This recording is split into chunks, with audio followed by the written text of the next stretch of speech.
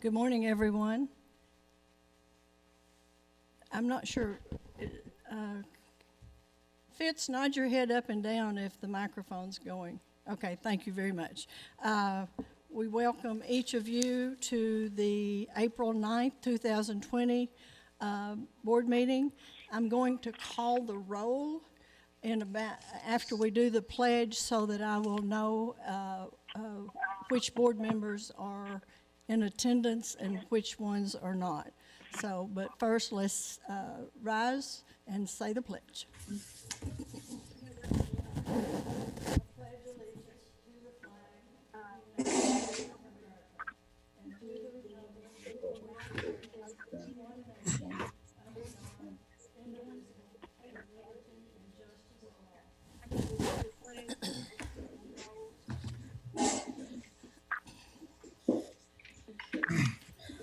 I do have my mask. The commissioner is about 8 feet, or maybe 9 from me, and he has his mask. Hope everyone is staying safe and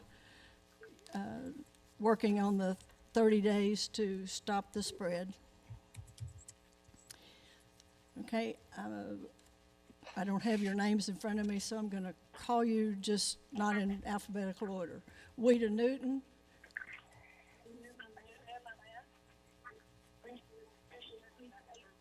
I think you said my name, but it's very difficult to hear. It's difficult to hear? Yes, I can barely understand. Okay, Dan's working on the audio because we're getting feedback because we're doing Zoom for the members and live stream for everyone else. So we'll work on that. I'll try to talk really loud. Is that any better?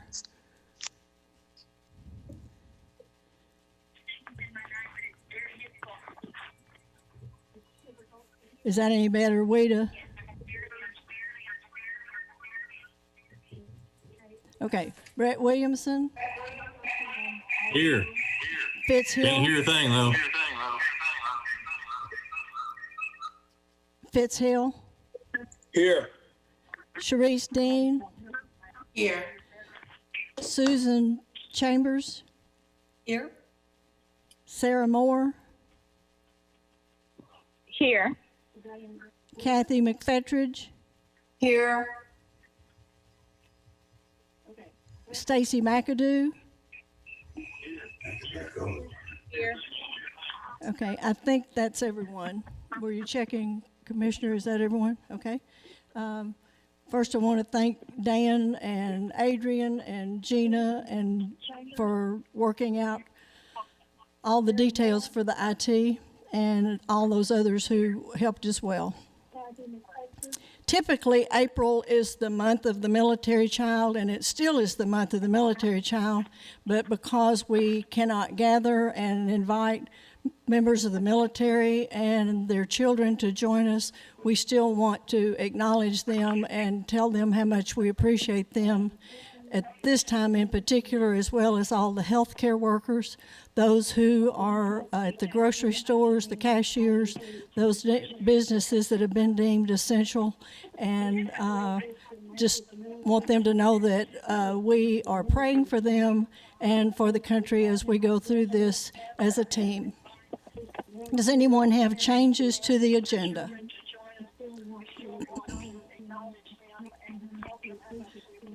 Seeing none, we'll move to the consent agenda. Do anyone have any questions or want to pull an item for discussion? I had a comment on the Warren, number 15. On Warren? Yes. Yes, I do too. Does anyone have any other ones? Seeing nothing. Ms. Newton, if you will word your question first, and Kelly McLaughlin, I know, is online ready to answer any questions you might have. I don't know if the schools are on the phone. I haven't had any word about that.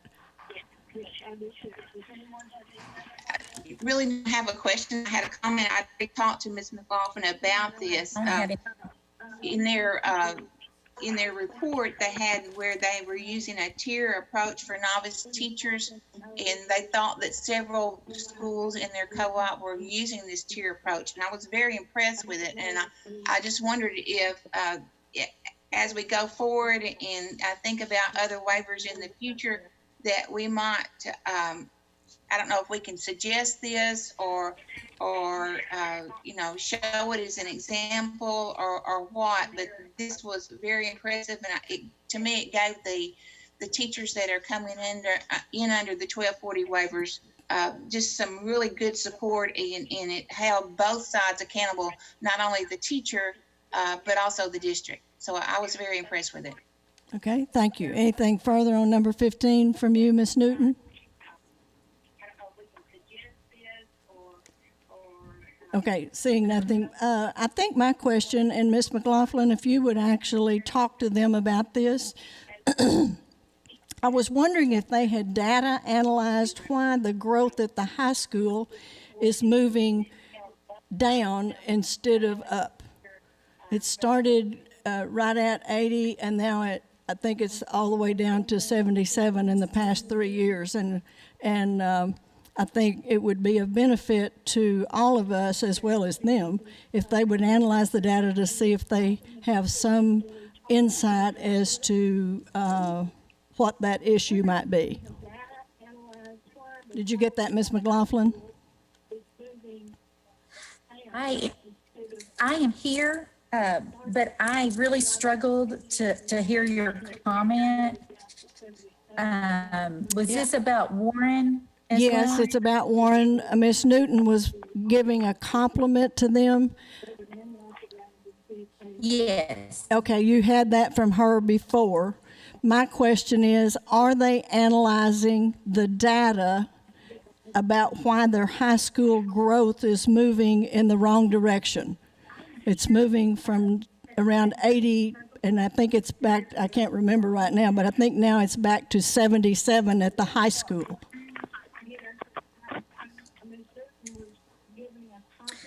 I do believe that on the progress report, do ask them to speak to their student achievement and their school growth, but I can put an additional statement that, especially in the decision letter, in regards to the need for them to analyze their data, if you like. Okay, thank you. Is there anyone else want to do anything with the consent agenda, or do I have a motion to accept as written?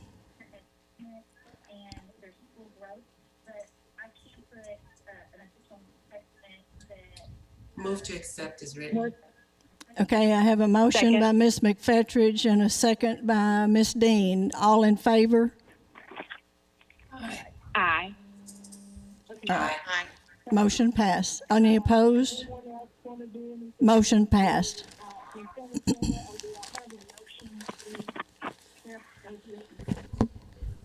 Okay, so Ms. Zook, You're going to have to get closer because they we- can't hear you. Well, they can't hear us because the members on the Zoom are getting the sound through that camera, Uh-huh. not through this. So this is I for need to the, turn my audio on? no. Okay, wait, Thi- we're working on some audio issues, so everybody please be patient. And there's a 45-second delay between the Zoom and the live stream. So you can't, so they're not synced up. So if anybody's looking at the live stream or listening to the live stream, they're about 45 seconds behind. Okay. All right, Okay, so Dan, move that, so maybe that will start picking us up. We might just have to talk loud okay. to get that to pick up. Okay, members, if you're watching on live stream as opposed to Zoom, there is a 45-second delay. So you would do better to watch just Zoom. Is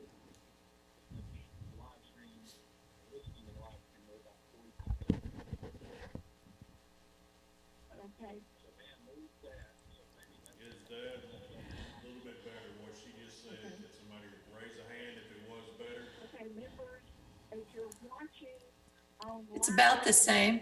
It's a little bit more clear, but we're still obviously not getting her voice through the microphone Or Johnny's.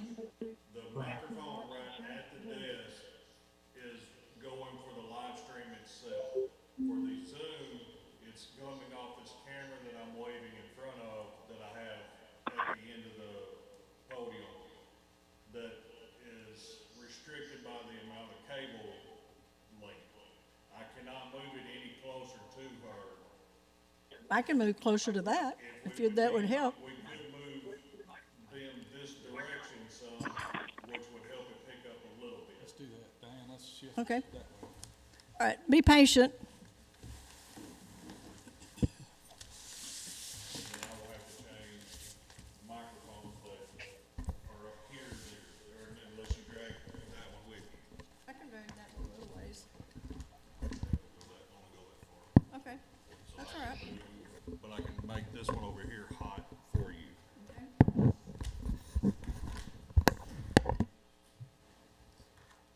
give you number 6. It's not hot just yet. I'll give you your normal number 8. Okay.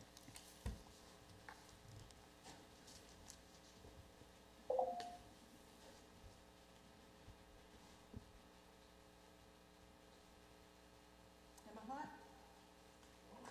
Okay.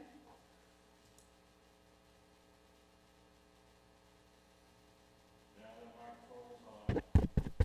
Members, is that better? Yes. Okay, A thank lot you, Ms. better. Chambers. Thank you. Yes. Okay. This isn't nearly as much of a struggle as I'm sure a lot of our educators and principals are dealing with right now. But fortunately, we're trying to take the advice of the governor and the secretary and be flexible and understanding. And so if I think everyone heard me when I said that we are going to that we took the vote on the consent agenda, and that passed with no exceptions. So if we're good to go now, we'll move on to the action agenda. If you're watching on Zoom and on live stream, the Zoom and the live stream will look like there's a delay between, because what's coming through the microphone and what's going through the Zoom, which is over there, there's a delay between the two. Is everybody good to go? Yes. Okay, thank you. The first item is, in the action agenda, is Succeed Scholarship Transfer. And Ms. Salas Ford, are you on the line?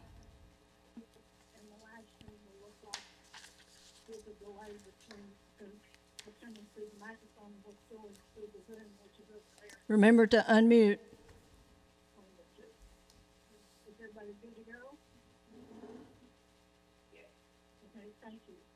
The first item is, in the action agenda is the scholarship transfer. Okay, members, you received this and you have a link. This is one of those where the parent is requesting that we approve the student's transfer from one approved school to another approved school. The way the legislation reads, this says we shall do this, not we may do this. So it has to appear on our agenda, but we have to approve them as long as they're staying within the approved schools. So do I hear a motion to that effect? Move to approve. Second. Moved by Ms. Dean, second by Dr. Moore?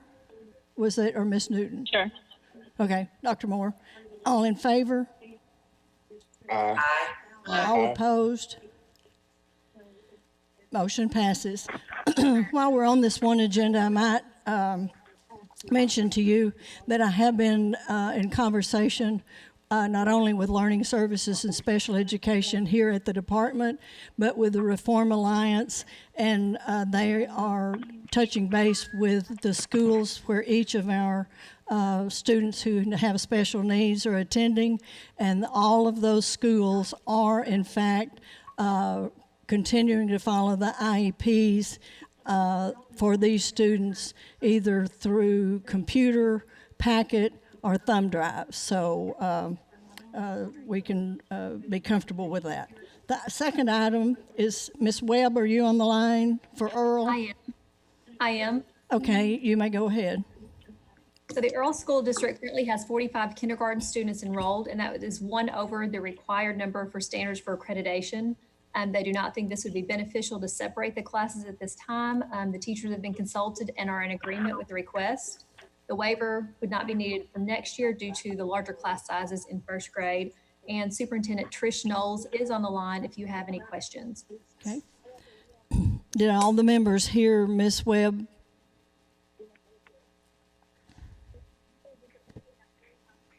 Okay, seeing no objection, do any of you have questions for Ms. Knowles, the superintendent who is on the line?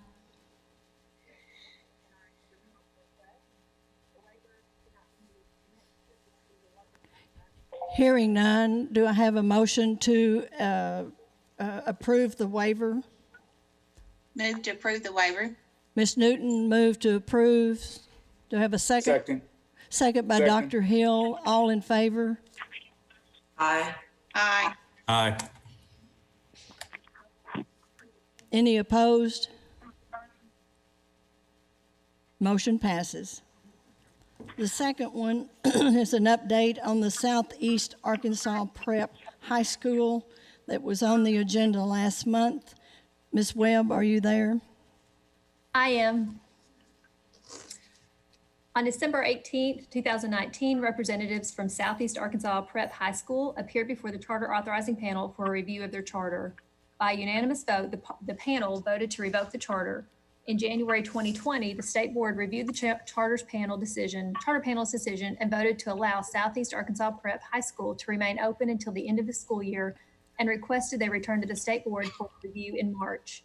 During the March meeting, the state board voted to approve the transfer of the Southeast Arkansas Prep High School charter to Friendship Aspire effective June 30th, 2020, and to approve amendment requests for the charter, including changing the name to Friendship Aspire Southeast Pine Bluff, waiving the Teacher Fair Dismissal Act, waiving the Public School Employee Fair Hearing Act, waiving the flexibility in awarding course credit, waiving Standard 1A2 requiring clock hours for a unit of credit. The board delayed voting on the charter's request to add additional grades and increase the enrollment cap due to the need to review the desegregation analysis. Mary Claire Hyatt from the division legal team completed a deseg analysis as well as reviewed the plans by APSRC and determined there are no concerns with the additional amendment request. Pine Bluff School District did not submit a deseg analysis. So today, the board is considering the request for the Friendship Aspire Southeast Pine Bluff Charter to add grades 6 through 8 and to increase the enrollment cap from 220 to 720, adding approximately 100 students per grade level each year. Joe Harris from Friendship Academy, as well as APSRC representatives, are on the line if you have any questions.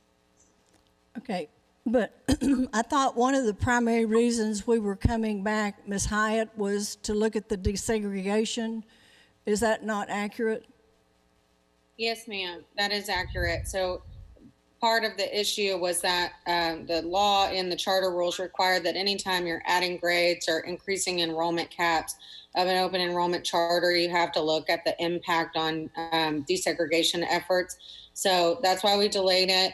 I conducted a desegregation analysis following the procedure that we use, looking at the data from the surrounding school districts and any other charters in the area, as well as looking to see if there are any active court cases. I found no issues in my analysis. APSRC submitted an analysis on behalf of the charter, and we did reach out to the Pine Bluff School District superintendent to allow them to submit additional info. We didn't receive anything from them. So I think that the desegregation issues have been properly analyzed and addressed. I would add to what Tracy Webb just said that I believe the school intends to first decrease their enrollment cap or limit their enrollment cap in a way that they can limit the amount of students they'll be educating for the next 3 years as they phase out those high school grades. And then increase the enrollment cap when the school starts accepting 6th, 7th, and 8th graders. So I would like someone from APSRC or Friendship to explain to you guys what they intend to do, so you have a clear picture of what you're approving before you vote. Okay, thank you.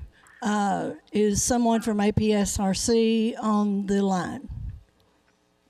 Madam Chair, this is Scott Smith from APSRC. Can you hear me? I can hear someone talking, but I can't hear what they're saying. Madam Chair, this is Scott Smith from APSRC. Can you hear me better now? Ms. Zook, there should also be Joe Harris on the line for Friendship Academy. Yes.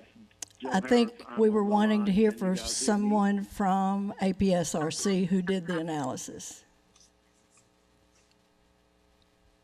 And Joe Harris is on the line. Can I be heard as well? Are they on the phone in? Yes. Joe Harris is on the phone in.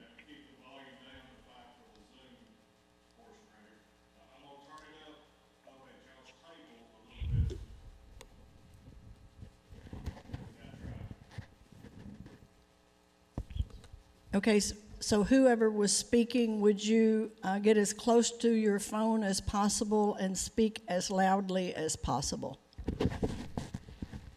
Madam Chair, this is Scott Smith from APSRC. Can you hear me now? Yes. Okay. The proposal is that they will add 500 additional students, which will take their cap to an overall at-large cap of 720 students. For the 2021 school year, they will restrict enrollment to only 84 students as they wind down the 9th grade. For the 21-22 school year, they will restrict enrollment to 58 students as they wind down both the 9th and 10th grade. And for the 22-23 school year, students will be restricted to 25 students as they wind down all grades except the 12th grade and finish out. In the 23-24 school year, the enrollment cap will go back up to 720 students at large for grades 6 through 12, and they will begin refilling those grades. There will be no specific grade limit per cap, but they anticipate that they will have about 100 students per grade. Okay, thank you. Did everyone hear that? No, I did not. I couldn't either. No. Okay, he said that right now they're going to, excuse me, add 500 and the 2021 school year, it would be an 84, and 21, 22, it would be 58, and 22, 23, it would be 25, and 23, 24, the cap would go up to 720 as they serve grades 6 through 12. And I think back to the desegregation analysis, and correct me if I get off track, Ms. Hyatt, that the thing they primarily look for is if the majority in the charter and the majority in the traditional public schools is the same majority, as opposed to there is a majority of one race in a public school and a majority of a different race in a charter school. Is that sort of a thumbnail of it? Yeah, more or less. Typically what I do is I go and I look at our data entry system and I pull how many students and the percentages that are enrolled for African American, white, Asian, Hispanic, Pacific Islander, Native American, and white. And then I compare first all of the enrollment data of the traditional public school districts that the charter might draw students from, and then get kind of a percentage of that area. Then I compare all of the enrollment info for any open enrollment charter school that's in the area and compare that info, and then compare the two to each other. In this one, you can see in the attachments that the enrollment in Southeast Arkansas Prep very closely mirrors the enrollment in Pine Bluff, Watson Chapel, and Dollarway. The enrollment is a little bit different than Whitehall, but Whitehall is different than the other three in Jefferson County in terms of their own enrollment. So I don't see any issues.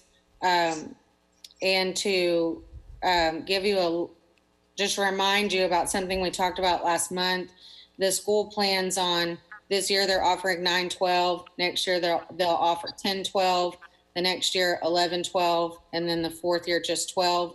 And then at that point, they'll start enrolling in their sixth grade and build up. So that's the reason for the very limited enrollment cap over the next 3 years, is to limit it to where they're educating the kids that are there, and making sure that they get through and get to graduate from that school, and then go back to a bigger enrollment cap so they can build up from sixth grade with the kids that are currently in their K-5 that they have in a separate charter. So I just wanted to make sure that piece was clear.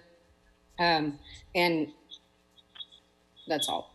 Okay, and they did not need to go before the charter panel for that amended enrollment cap? The reason that they don't have to go back to the charter is this all stems from the review hearing that you guys conducted. So when a charter goes to the review hearing, that was based on an action from the charter panel to revoke the charter. You held the review hearing. They asked for the transfer and for some of these amendments. The law and the rules say you can take any lawful action on the charter that's before you. So these amendments are part of that lawful action. And these two pieces are not new amendment requests. They're carryover from the amendment requests that were asked as part of that review hearing. It's just we had to delay them a month so that we could make sure that we do our due diligence in looking at the impact on any DSEG efforts. And the DSEG is always when you compare the traditional and the charter in that district, is that correct? It's that district and any district where the school might reasonably draw students from. So usually if it's in the Pine Bluff area, I'm gonna look at any school that's in Jefferson County. If it's in Little Rock, I'm gonna look at any of the kind of the Pulaski County area. So it's kind of, I try and do by county to make sure that I'm being fair, because if you have a school that's in Pine Bluff School District, you might also be getting students from Dollarway or Watson Chapel, and you want to make sure you're taking that into consideration. But that's always how I do it, is the districts that are kind of in the county or neighboring districts of the district where the school's located. Okay, thank you. Questions from the members? Seeing, oh wait. I have a question. Can you hear me? Is that Dr. Moore? Okay, Yes. yes, thank you. Okay, so just to clarify from last month, this is a charter school that they already have a charter for K-6 in Pine Bluff. That's correct, right? Friendship. They have a charter for K-5. Okay, and so this will eventually be 6-12, but will they be two different charters? So right now, if you approve this, they'll have one charter that's K-5, and then they'll have this one that's K-6. I think they said at the last meeting that eventually their goal was to eventually merge the two charters, so it would be one K-12 charter. But right now, it will operate as one K-5 charter and one, if you approve it, 6-12 charter. Okay, so they'll be on different timelines as far as review for this time period, for the time being. That's correct. In front of the panel now. Okay. And then second, we did clarify that the students who are currently at Southeast Preparatory High School will be able to stay there until they graduate. That's correct. And others if they choose. Okay. Anything else? Thank you. Yeah, I got a question. Okay, Mr. Williamson? We've been talking about them for a few months now. I can't remember if it was 2 or 3 months ago that there was the issue of how much, I guess, Southeast Prep would have in their bank account at the end of the school year. And the delta between the three numbers was pretty big. And just curious to know kind of where are we? Have they run out of money? Or I think that was the department's position. And I think APSRC forecasted they'd actually have some more money. I'm assuming since we're talking about it now, they've got money, but Okay, just curious. Mr. Rogers, are you or Cindy the one on the line? Greg is in joint budget. I'm not sure if we've got anybody from finance on right now, but we can get somebody. Okay, well, we will, Gina's in the back of the room, and she's going to see if she can get an answer to that question from finance. Don't let us forget to come back to it, Mr. Williamson. That question's not going to affect Your vote. my vote on what Right. we're doing here. So I understand. it's just, This is Lena Newton. I think we talked about that last month, and projections were that at the end of the year, and I can't remember the exact amount, but they were going to have a balance at the end of the year. I'd have to pull my notes out from last month, but I think that when we talked about last month, that they were going to have money to make the rest of the year payroll and everything that they needed, and then have a balance left at the end of the year. Yes, I think That's the just going from memory. school, APSRC, and the department had gotten together to say, okay, these bills weren't reported to us that have been paid, but they have been paid, and this money wasn't coming in, and how many students they have. So, Mr. Williamson, I think they wound up within about $18,000 or $20,000 of each other, but both in the positive as opposed to negative. So, Madam Chair. okay, I just couldn't remember. I mean, my notes are, I guess, in quarantine at the office, and just curious. okay. Madam Chair, this is Scott yeah. Smith with APSRC. Currently, we project the end of the year balance to be over $100,000. Okay, APSRC has changed their But that's projection what we're projecting. to over 100,000, and I don't know if that is the same number that the department has, but we will find out. So, do I have any other questions about this item? Hearing none, do I have a motion?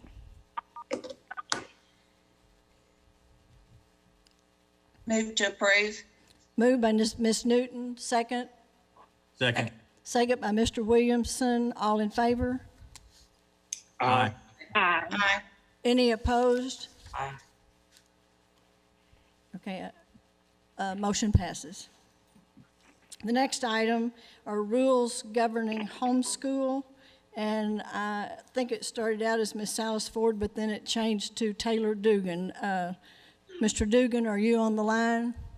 Hey guys, can y'all hear me? We can, and it's easier right. for those of you who are going to be speaking if you actually do let us see you, because seeing you and seeing your mouth as well as hearing you is very helpful as far as the sound's concerned.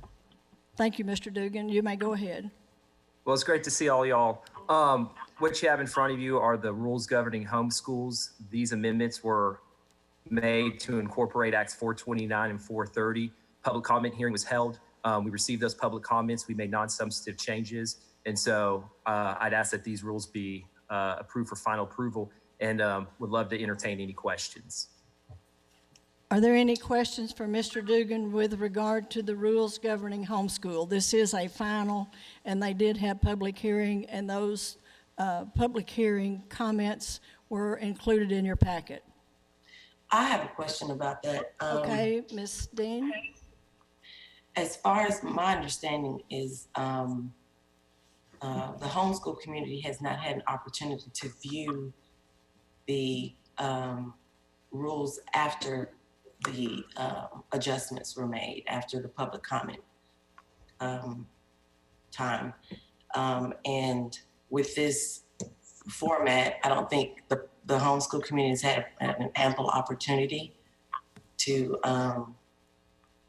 make comment and give input on the rules as they've been changed after the public comment. Okay, That's correct. Mr. Dugan, can you address that? Yeah, definitely. So we had the public comments. These were put out back in around October, and then we received those public comments. There were about, 3 things that there were public comments on. one thing dealing with the driver's license, one thing dealing with the waiver, which were included in the packet. We did have Lucas Harder take a double look at them after all changes were made. And the incorporations into these are just 100% from the law. We pretty much just took what the act said and just copied it to be in line with that. So, for example, like the driver's license issue, it's still in the law. And so I understand the homeschool community was not happy about the notarization of the notice of intent, but the statute still requires it. And so I couldn't change that to law. Well, I'm not disputing the actual parts of the rules. I'm just saying that they haven't had an opportunity to view them since the non-substantive changes were made. Is there an avenue for them to be able to view them after the changes were made, before this meeting? So to my understanding, no, we just post them on the agenda for the meeting. And so once this agenda was posted, that's when they were there. So, and I didn't receive any comments, like any emails or anything from anyone after I had posted them to the agenda, but that's when they're seen. If I'm understanding correctly, typically, if the comments prompt a non-substantive change, then there is not an additional public comment time. There's only additional public comment time if the change was substantive. Am I correct? That's correct. Yes, ma'am. I understand that. I just was talking about after the changes were made. Is there any other avenue for them to view them other than them being on the board agenda, the state board agenda? I don't think so. That? Okay. Is that correct, Mr. Dugan? That's correct. Yes, ma'am, to my understanding, unless Ms. Freno wants to hop in. If someone contacts me and wants to view them, then I would definitely let them. But absent someone contacting me, it's put on the agenda. Yes, and Ms. Zook, this is all consistent with the Administrative Procedures Act. We follow that act in promulgating our rules. Okay, thank you. Ms. Dean, do the homeschool families have a centralized point like PTA or something like that where they could call attention to the concerns about what's in there? They make the public comment, there's no substantive change, and then it gets on the agenda. Is there someone who can reach out to them to be sure that they have access and know that the information is now on? Yes. Okay. There's the Education Alliance, and it's my understanding that the Education Alliance was an integral part of working with the department as far as the rules. And they reached out and said that they had not had, other than it being on the board agenda, that they had not had an opportunity to see the rules after the changes. Yeah, and it's my understanding, Mr. Dugan and Ms. Freno, you can correct me if I'm wrong, that's pretty much standard practice. You have the public hearing, you either make or don't make substantive change. If you don't make substantive change, there isn't a process where you then send it back out before it hits the agenda for final approval. Is that correct?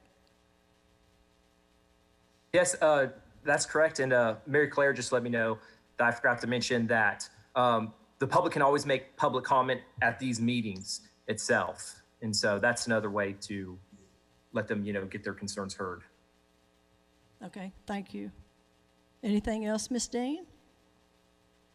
Well, if you would remind me, how did we do the public comment for this particular setup? So after we brought these for approval, released for public comment, we released them for public comment. They were out for public comment for the 30 days. We had a public comment hearing October 29th, and then received those public comments. Excuse me just a minute, let me interrupt. They did have the public comment before the quarantine, stay at home, whatever we call this. So it was not interrupted by the new rules. That's correct. Yeah, these rules were released for public comment back in September, and so then we had the public comment hearing in October, and then received all those comments, got with the homeschool office, started responding to those. And then, like I said, even Lucas Harder, took a look at them after we made all the changes, make sure that these were all good. And so they've been kind of sitting out there for a little while, but. Right. No, this is what I meant. I meant the public comment for this state board meeting. How are we allowing people to give public comment? I think it was people were allowed to email in their public comment. I just want to be reminded of how we were able to do that for this particular state board meeting. Let me jump in here a minute. Ms. Smith, Stacy Smith, has a comment she'd like to make. Hi, Stacy Smith. Can you guys hear me okay? Yes. Mm-hmm. Okay. So, Ms. Dean, I kind of know what the concern is because it actually hit me as a concern myself when, especially the driver's license portion, it was in, it was out, and then it was back in. And when I went, and I actually spent a lot of time with Taylor discussing this because I felt like all the comments, especially from homeschool parents, was that needed to be removed. And then it just got kind of like stuck back in there again. And I felt like that those had already been cleaned up in legislation. We've done a lot of work with the Educational Alliance Group. I feel like we're great partners there. And then Taylor had taken me and showed me specifically in the law in a certain section where that still is. By practice within our homeschool office and the notarization, all those kind of pieces have been taken off. And so it's almost like our practice and the rules and the legislation are not matching up. And so I too had concerns that was put back in there, but understood in talking to legal that we were literally just reflecting what was in law, and that wasn't, that can't be changed. It's what's in law. I do agree that we, especially the next legislative session, working with our partners like the Educational Alliance Group, we need to go in and clean those pieces up so that our rules and our practice really reflect each other. So was this substantive? I think that's kind of the big question. And were they put out again for public comment after those pieces were put back in? And they weren't. They weren't put out in a general all call again, because I think our conversations and even with Taylor and them, I said, can we just leave that part out? And he said, no, that's what the law says. And so I think the part that's going to cause lots of comments is what's actually in legislation. And we need to just work together with Educational Alliance to fix that. And we want to. Okay. But I understand what you're commenting about because I felt the same way and went and Taylor got an earful of public comment from me about it and went back and forth. And in the end, I understood what he was saying was it's not going to change because it is in the law. I don't know if that helps or hurts. No, that helps. I'm still curious. I need to go back and look at my emails, but how are we allowing people to comment for this particular state board meeting is what I'm asking. Did we allow for people to email in public comment? I think if they were going to, Yes. I think if they were going to comment, and I'd have to defer to Taylor and Lori, but I think they would probably comment during public comment time. We're signing up for a board meeting. Once they go on the agenda, receiving public comment, and I'll let Courtney jump in or Lori. But I think for the board meeting, it's through public by signing up. Yes, and that's what we did for this board meeting. Right. Due to the situation we're having, we did offer and allow folks to submit public comments in writing. And we notified folks of that at the time that we release the agenda. Right, that's what I thought I remembered. That's what I was trying to clarify. Mm-hmm. In writing. Okay, thank you. Okay. Secretary Key has a comment. Okay, are you good? I'm good. Okay, Secretary Key has a comment. Yeah, Madam Chair, the division is certainly willing and is fine with delaying action on this until next month. One thing we don't, in this time where we're trying to figure out how to use technology to conduct business, we don't want any group to feel like that they have somehow missed out on an opportunity to engage in a proper way. And considering the questions, and in this case, at least one board member, maybe others, that have voiced concern about provisions in this and the process. This is April. We can bring it back in May and answer whatever questions need to be answered between now and then. I think that would be reasonable for us to do, if that's the will of the board. Ms. Dean, we'll lean on you for leadership in this regard. Do you want to delay this to the May meeting, and Lord willing, we will get the word out and not be in 55 different places, or do you want to go ahead and have a vote on it today? So if I'm understanding you saying, do I want to delay until May? Because I could barely hear. Yes, yes. That would be, I think that would be a good idea. Okay, so do you want to make a motion to that effect? Yes, I would, I move to table this item until May. Do I have a second? Second? Second. Okay, motion by Ms. Dean, second by Dr. Hill. All in favor? Aye. Aye. Aye. I only heard 3 ayes, and that's not a majority. Aye. Aye. Aye. Aye. Aye. Okay, good.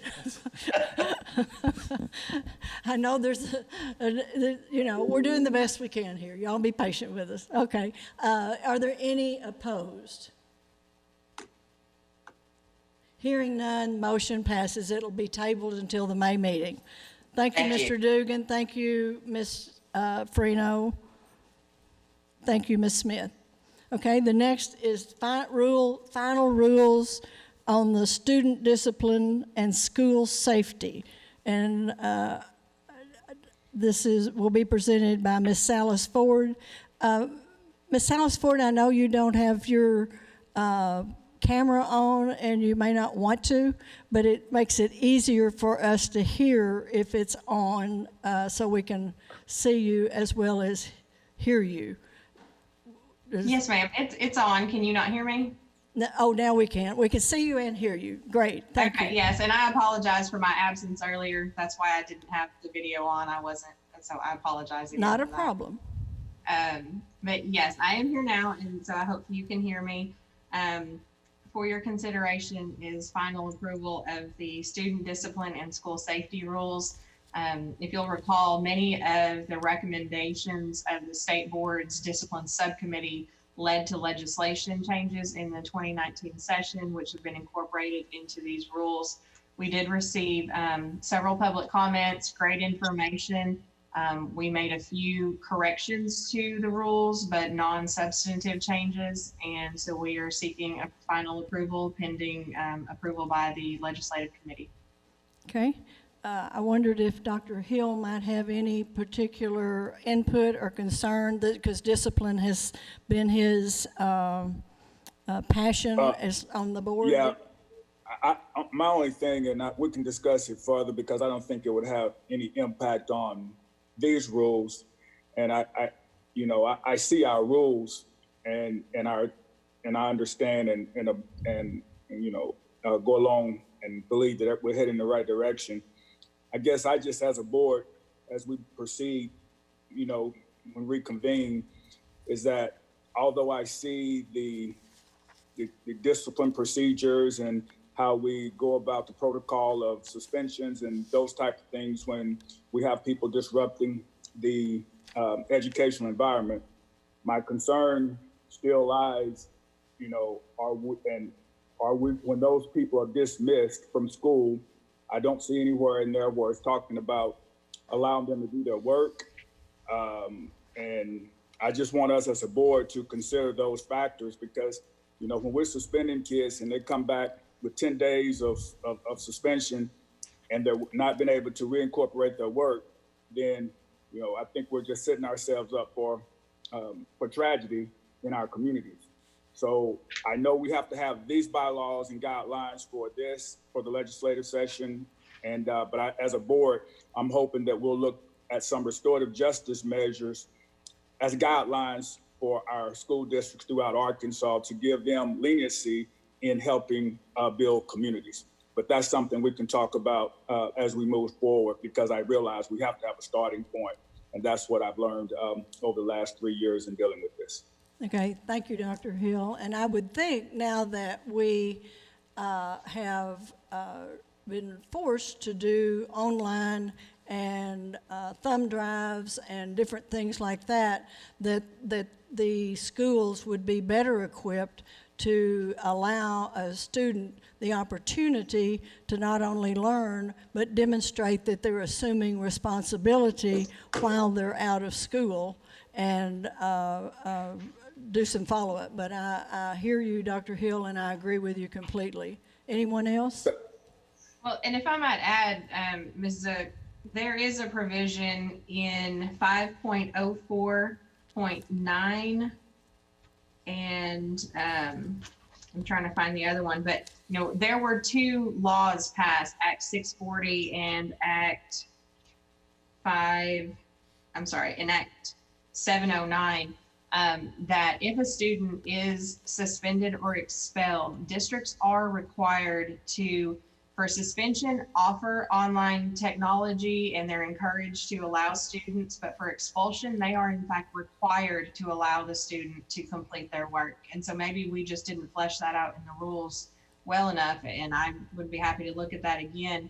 And kind of to your other point, I think this is a good starting point in what we want to start doing with districts, and I can speak specifically for our equity assistance unit, that school districts are required to notify us that their student handbooks and their student discipline policies are posted on the website by August 1 of each year. We are going to start doing a random sampling of those student discipline policies and working with school districts to provide technical assistance, to perhaps offer best practices. And while still many of those decisions are made at the local level, we hope that by providing more information and resources and perhaps sharing best practices from other districts, they can start to see the benefit of some of those restorative justice practices and other things. That's excellent. I appreciate that. I think we're heading in the right direction. I just know even now that the school is sometimes a safe haven for kids we're trying to reach, and I just want to make sure we have those opportunities to keep them engaged in the academic process. But I do understand that the educational environment has to be sterile for others, and so as long as we can continue moving this direction, I think that we're moving toward a resolution for the community. Ms. Alice Ford, does on the requirement to post, like I guess it's under state required information, is it a part of standards? So when they go in to assist schools who may need help, that they can find out what their policy is and if they're following the policy? I may have to defer to Ms. Kaufman to speak to the standards portion, but I know as far as our equity assistance unit, again, they go on to make sure that school districts have posted. We used to require them to send us a copy, and we realized that's just not necessary with technology these days, where we can just go onto their website, look at their policy, and if we identify any potential issues, again, we can reach out to the school district proactively and offer assistance. But that would be on a random basis. And again, Ms. Kaufman may have to speak to the standards portion of it.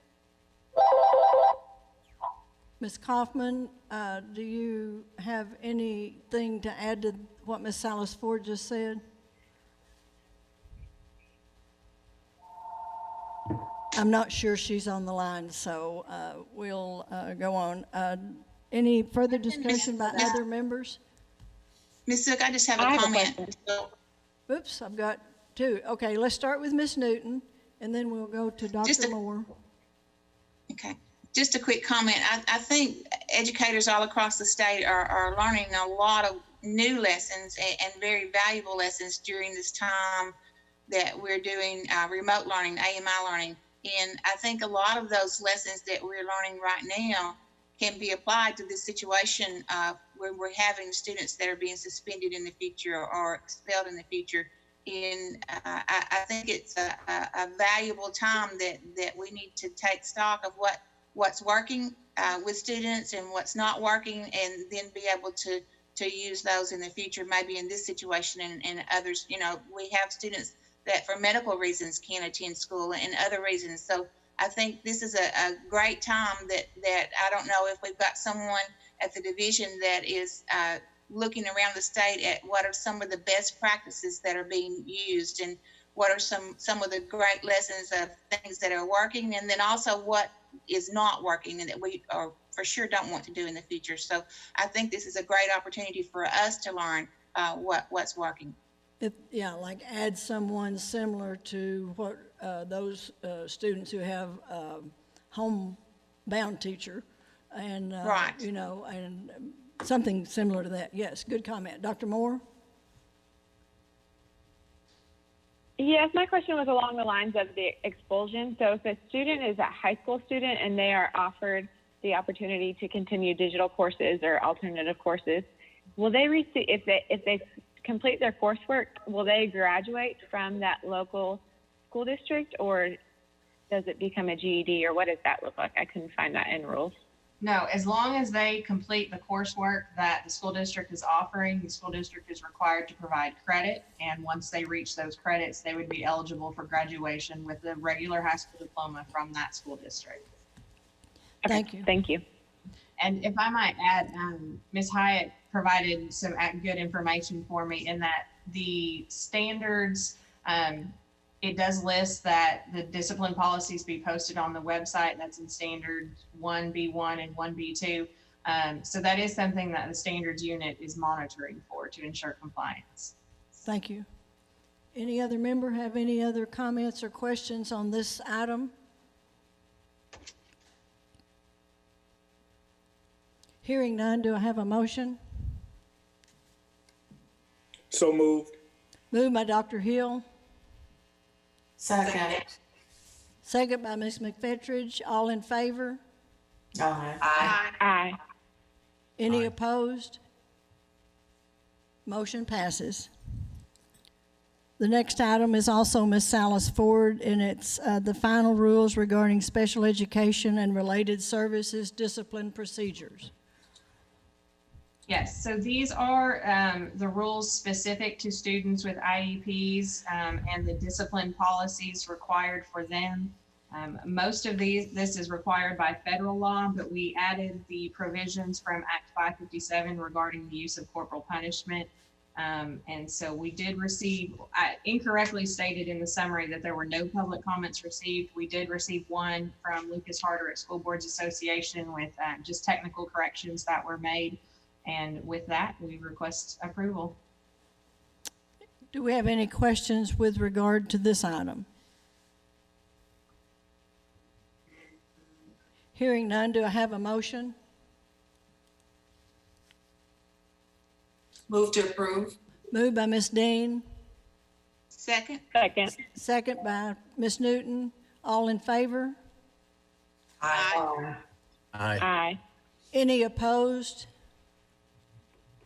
Motion passes. Thank you.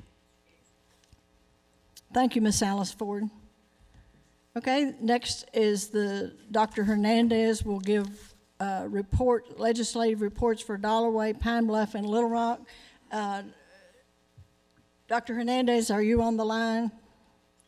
Yes, ma'am. I'm here. Can you hear me okay? We can, and are any of the representatives from any of the districts online? We will have Mr. Poor should be either on the line or calling in. Kind of the approach, I sent you a link to the presentations slide, and basically just wanted to start out with, I think our first one is. Let me interrupt you just a second, Dr. Hernandez. Someone is on the phone, and I don't know why we're getting feedback of music in the auditorium. Dan, can?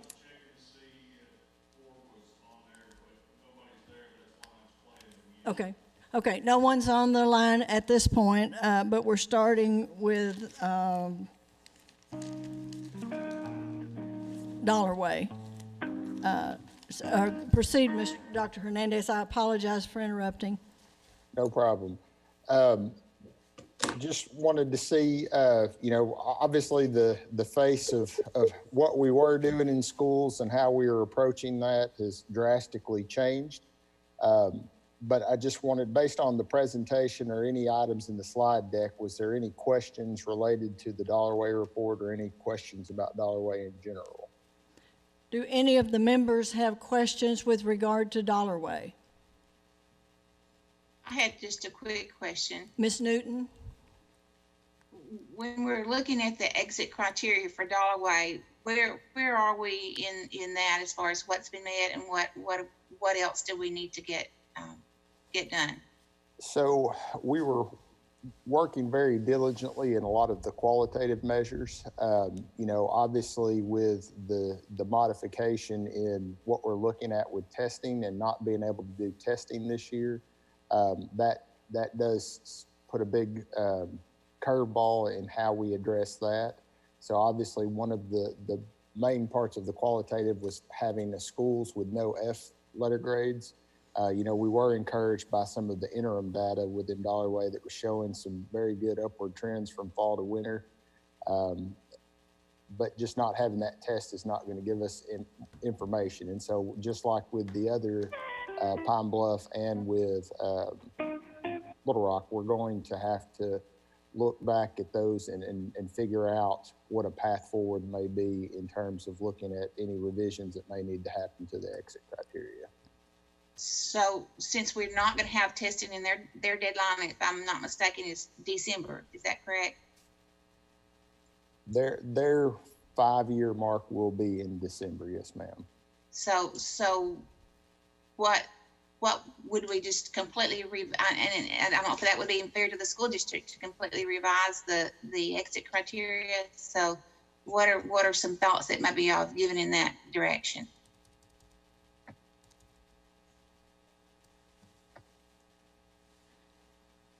Dr. Hernandez, you're on mute. Oh, I was asking if Secretary Key wanted to chime in on that. I know we're having some of those discussions right now. Secretary Key? Yeah, I mean, obviously, we are trying to figure out what, with respect to the academics, what we would be looking at. But I would remind everyone that we also, Dollarway is also a district that was under fiscal distress. So, considering the situation that we're in now, we're also weighing the risk to the fiscal integrity of the districts that because of all districts experiencing the COVID-19 health emergency. So there are a lot of things that we just don't have answers for right now. Ms. Newton, I wish we did.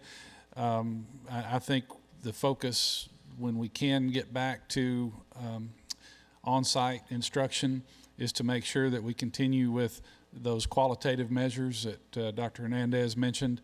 The issue with testing is something that, because we have statutory requirements there, the letter grades, all of those things that right now we don't have, there's no authority to really address those because the emergency authority that we have only lasts through the 17th of April. So any waivers or anything that we would consider are going to have to be considered over a longer period of time. And we know that is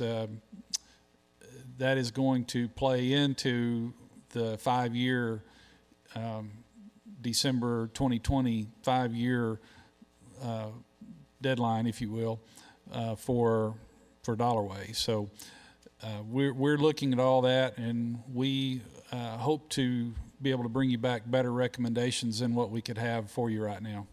And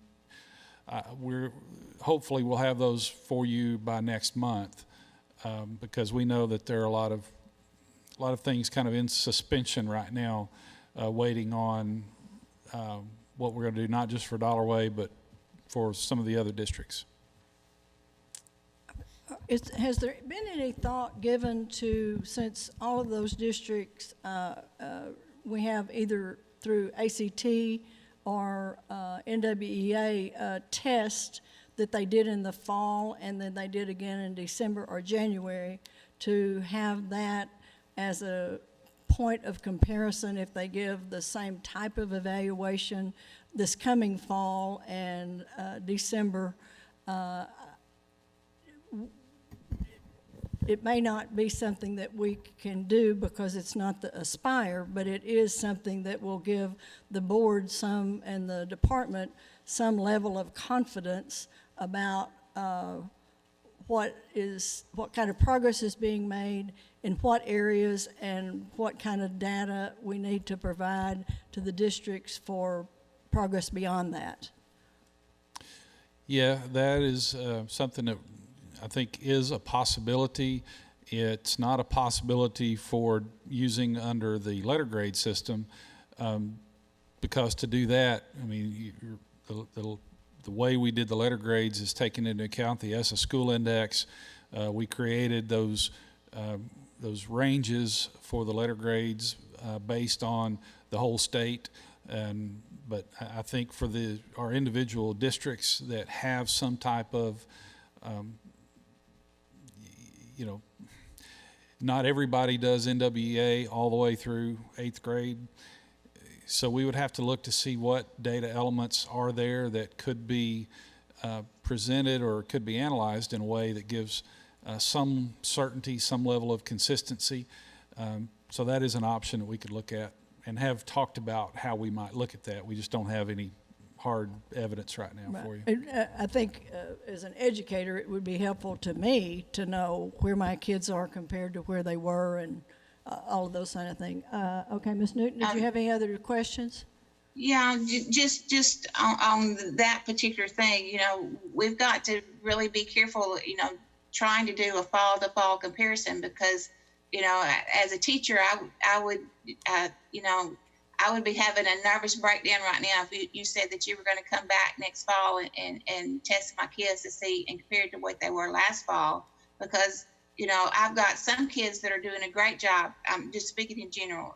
I would have some kids that would be doing a great job with the AMI and that would be working very diligently on every assignment. But there's going to be some kids that are not. They don't have parents at home that are encouraging it and are helping. And so that fall to fall comparison would be very scary to me because we're thinking, there's a whole 9 weeks here that, kids are not in the classroom. And then you go that summer where, we think about summer slide.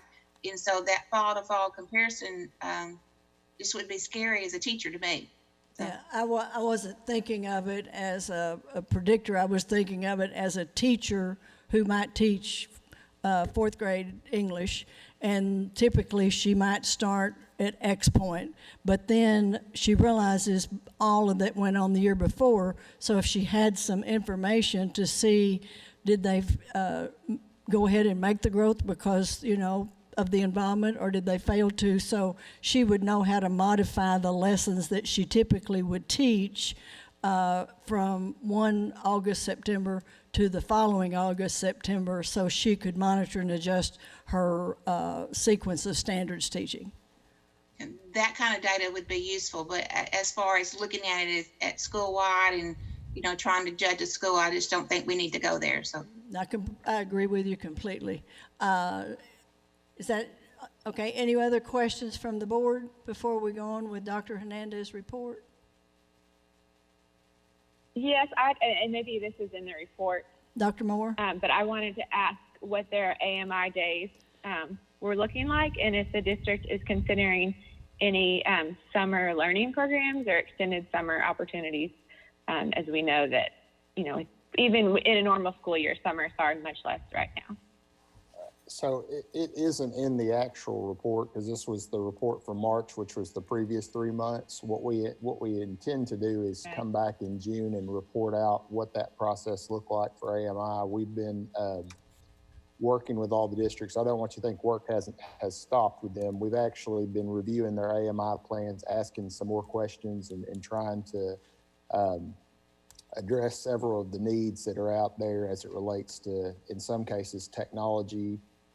You have kind of a mixed group of teachers and administrators that are really concerned about standards and being able to stick to what normal school looks like in this out of school sense. And, you know, the reality is that that's not real possible in these settings where we have students that may not have access to technology at home. They may not have access to parents on a regular basis to support the learning. So we're moving them to more of an enrichment and trying to look at past skills that have been taught and moving away from actually having parents as much as possible trying to deliver new content. But we should have a pretty definitive report. And part of the questions we are asking is related to summer school, and then also looking at their school level plans on how those would be updated, given that they're not going to have data. So the conversation about fall to fall, what will that data be able to tell us, or tell the teachers in terms of how they might need to deal with skills when they come back to school? Thank you. I know y'all are all working so hard in these times, so thank you. Anyone else? On Dollarway?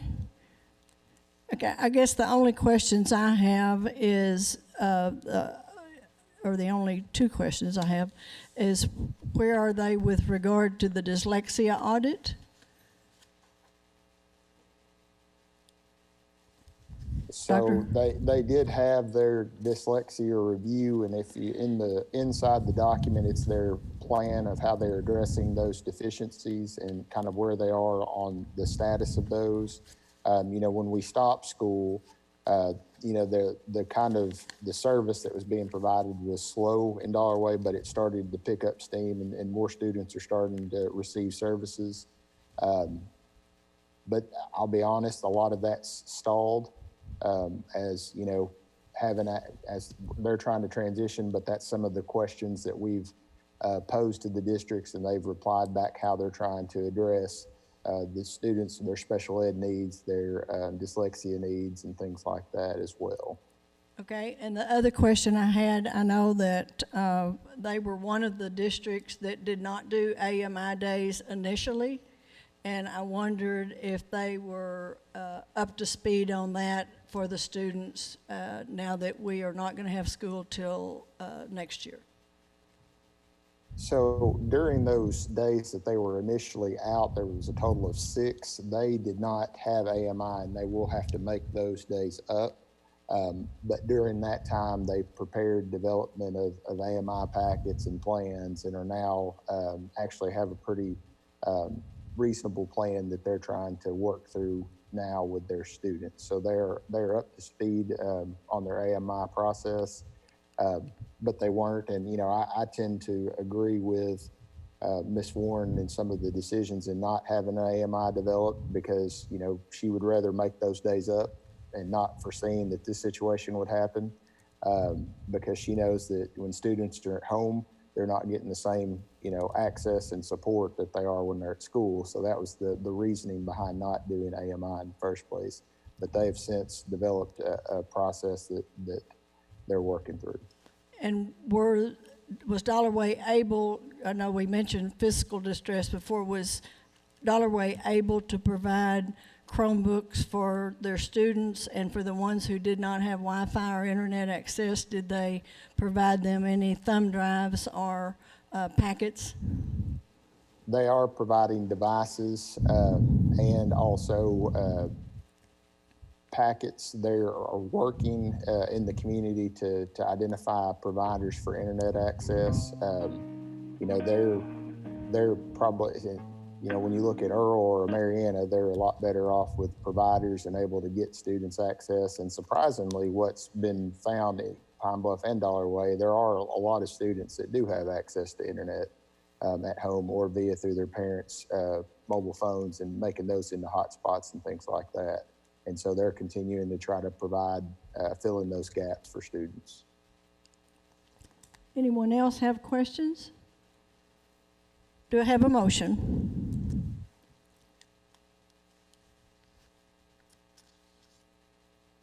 Move to accept the report. Moved by Ms. Newton to accept the report. Do I have a second? Second. Second by Ms. Dean. All in favor? Aye. Aye. Aye.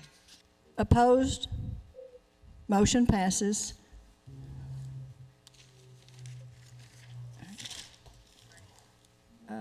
Next is Pine Bluff. And is Dr. Owa or anyone from Pine Bluff on the line? They are not. They're actually distributing food and doing giving regalia out for seniors right now. Okay. Well, we got to satisfy their basic needs. So, Yes, if yes, you will, ma'am. did you have a video presentation that you wanted us to see on Dollarway? I sent you the link, but I'll just, it's in the chat box. Right. And so I think this, the same thing with Dollarway. Has there been any questions on the report or any specific questions about Pine Bluff?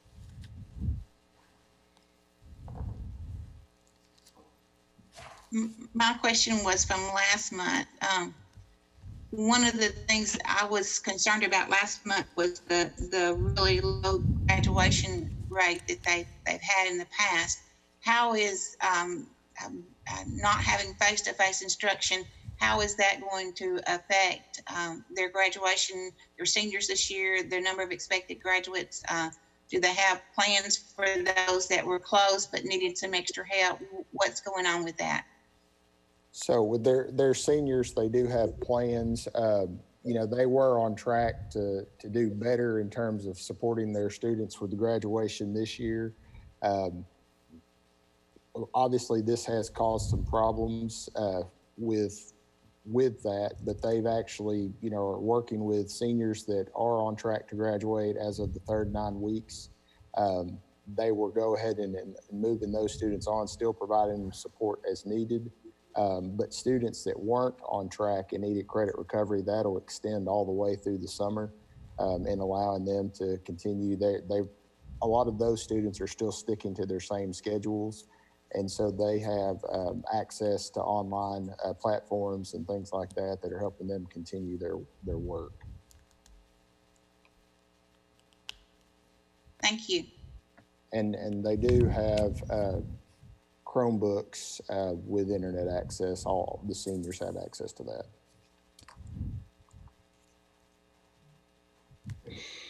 Any other board member with a question about Pine Bluff?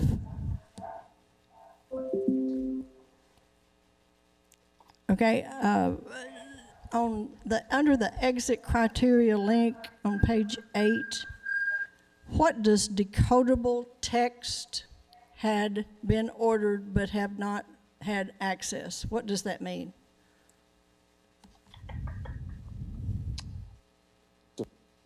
Feedback in that question. So what was the question again? I'm sorry.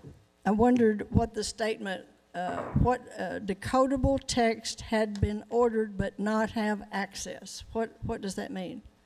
So what I understood from our review is that their decodable text had been ordered and were in the process of coming in, but some of the reports that we were getting is that the teachers didn't have full access, but we know now that that has since been corrected.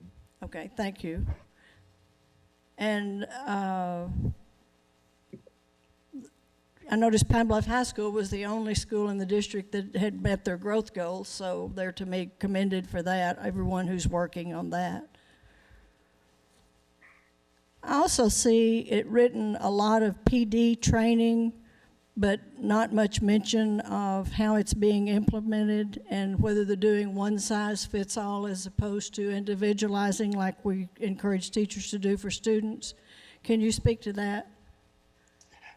You know, a lot of the professional development is guided by the PLC process with Solution Tree. So Yes. There are a lot of cases where there is a lot of whole group instruction, especially this being the first year of implementation.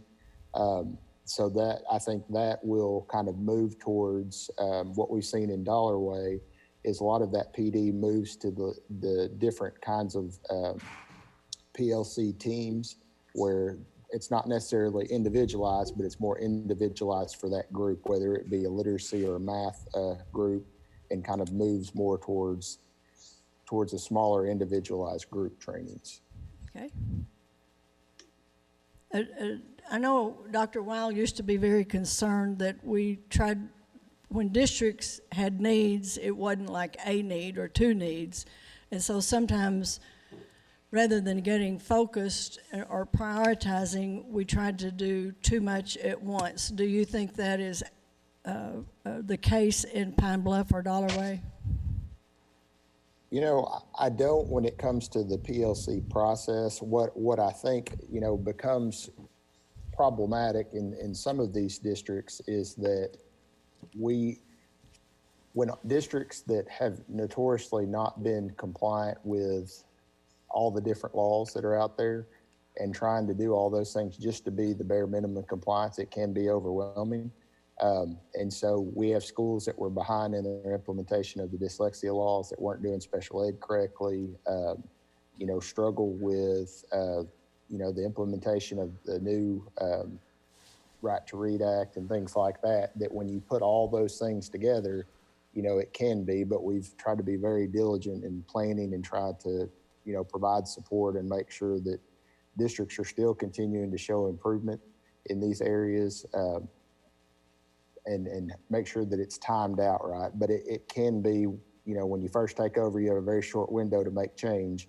And so that trying to get all those things going in the right direction do sometimes put a lot of stress on districts. Any other comments from other board members? Do I have a motion to approve the report on Pine Bluff? I'll make that motion to approve the report on Pine Bluff. This is Kathy. Moved by Ms. McFetridge, second. Second by Ms. Dean showed up on my screen first. Second by Ms. Dean. All in favor? Aye. Aye.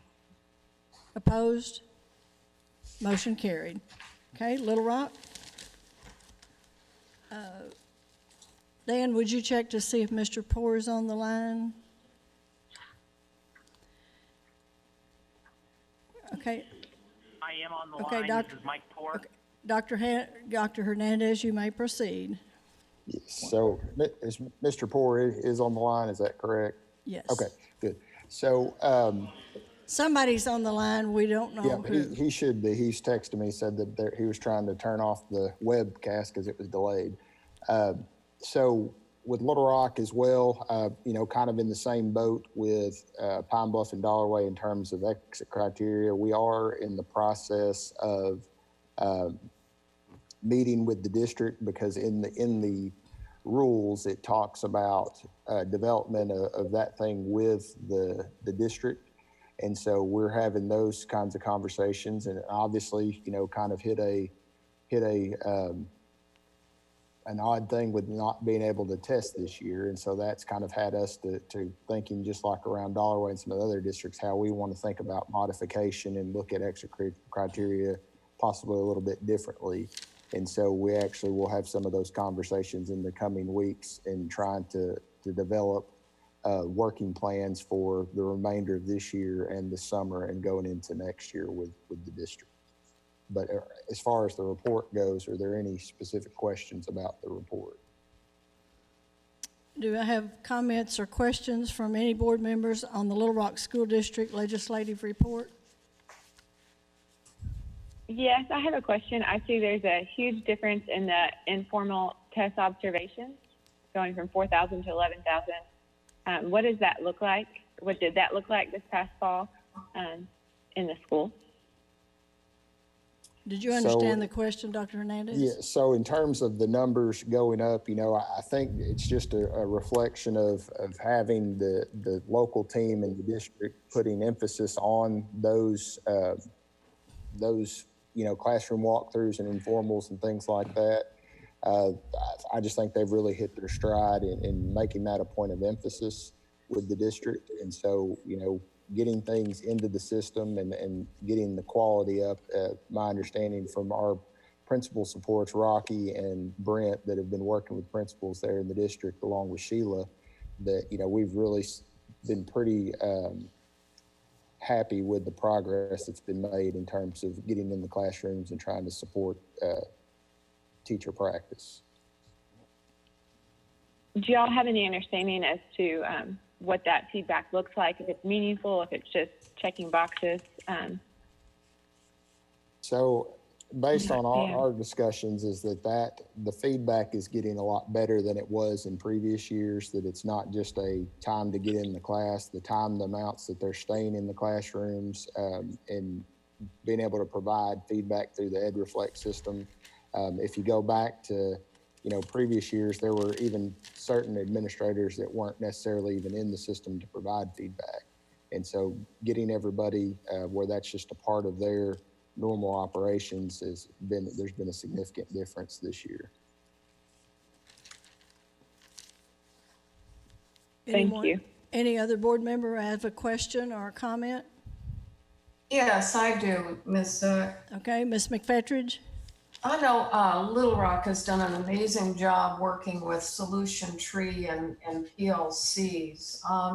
I'm just curious, have the teachers been able to keep up at all in PLCs as they're putting together their AMI plans? Does that make sense? Yes. It does. So I know Mr. Poor's on the line. I know that they're doing some trainings and been involved. They're not exactly doing the embedded coaching that the other districts are. They're going to be moving to more of that model next year.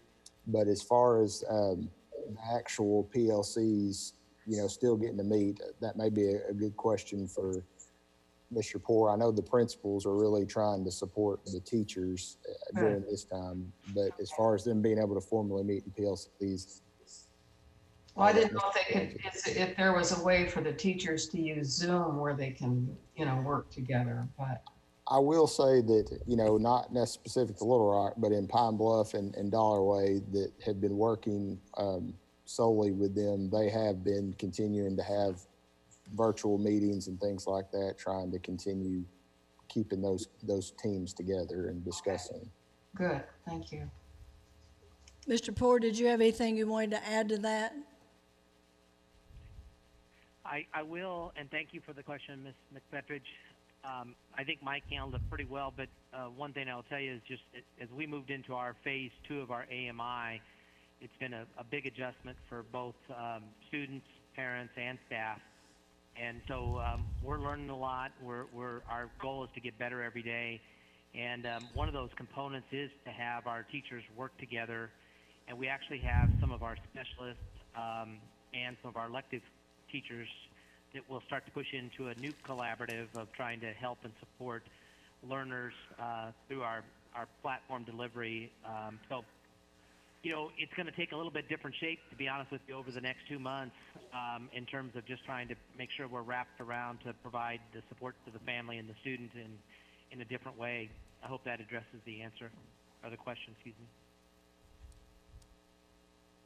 Does anyone else have any questions or statements? Could we have Dr. Hernandez repeat what Mr. Poor said? I really couldn't hear him. Just summarize it, maybe. It's easier to hear Dr. Hernandez than it was Mr. Poor, because Mr. Poor's on the phone and Dr. Hernandez is on Zoom. So Dr. Hernandez. I think I heard the same thing you guys did, so I don't know that I can repeat what he said. Okay. Ms. Zook, and he may have said this, I couldn't hear Mr. Poor at all, but I'm getting a lot of emails from parents concerned about the level of intensity of the AMI that they're doing, the number of hours that they're having to spend on it. Could someone describe to me what they're doing for AMI and how flexible they're being with students and parents? And I know it's a stressful time for parents, and so can someone describe to me, it may not can be Mr. Poor because I can't hear him at all. Okay. What they're doing for AMI and what they're doing to work with parents. Are you addressing this specifically to Little Rock or to districts in general? Specifically to Little Rock. Okay. Dr. Hernandez, see if you can hear what Mr. Poor says, and then we'll try to get the answer. I hope I'm speaking Mr. Poor, did you hear the as question? I possibly can, and is anybody hear me at all?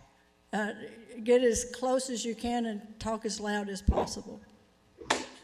Yeah, I'm shouting right now, Ms. Zook. so I've got my whole front office wondering what's going on in here. Can you hear me at all? Yes, I can. Okay, one thing about AMI, and I don't think Little Rock is unique in this, in that some parents are saying we're doing too much, others are saying we're not doing enough. This week was our first week to go into virtual platforms for both elementary and secondary.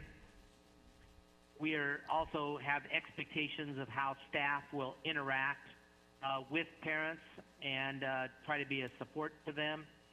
We also are trying to create extreme flexibility on attendance and grading, but the systems do allow us to monitor so that we know who's involved, whether a teacher is being involved or whether a student is being involved, and that will shape then how we can go back and create additional support to anybody that's not, participating. We did deploy probably about 8,000 devices so that all the families can be taken care of with virtual learning, and have come up with good plans so far that I can tell on getting families data. Were you able to hear any of that, Ms. Newton, and other board members? No, not really. Could you summarize maybe? I can. Let me try Secretary this. Key's going to summarize for you. Well, let me get Mr. Poor on my phone, and I'll put my phone there closer to the microphone that you all are hearing.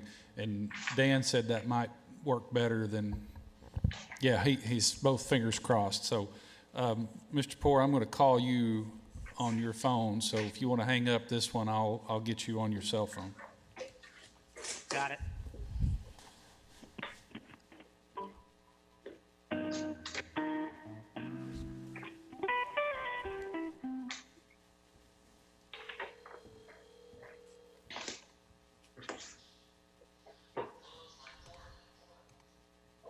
Can you hear that?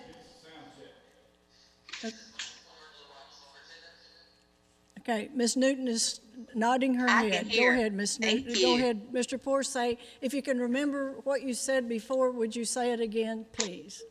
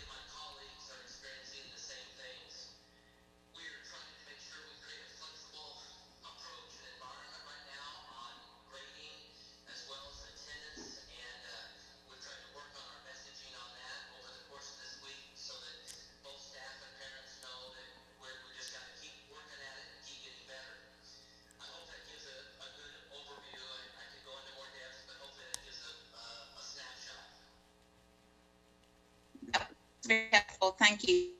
It's, when I get emails, I don't always see the big picture, so that was helpful. Thank you.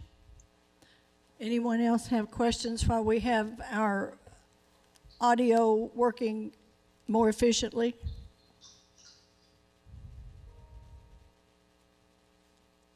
I do. Dr. Moore? For Superintendent Poor, I appreciate all of y'all's hard work. I know these are hard times. Will y'all be continuing the online platform through the end of the school year? And are there any talks of what summer enrichment, will look like? Mr. Okay, so let me try to paraphrase for you, Mr. Poor. And the question that Dr. Moore had was about summer and what does it look like after the end of the school year going into the summer. And let me start with just kind of a broader answer to that because we know that this disruption, we don't know that it's going to be over before the next school year starts. And we are looking at what other contingencies that we need to be thinking about statewide for some type of bridge. We recognize there is learning loss, so we're trying to make sure that our thinking is in terms of how do we make up for the learning loss, not make up for the time, because a lot of times we get to thinking that those two are equated and they aren't. So we're. It's okay. I heard myself saying stop over and over again. But anyway, that's kind of a broader approach that we're going to be looking at for the whole state. And Mr. Poor, I'll let you jump in there on any thoughts that y'all are having as far as the district. Mr. Poor, were you able to hear him?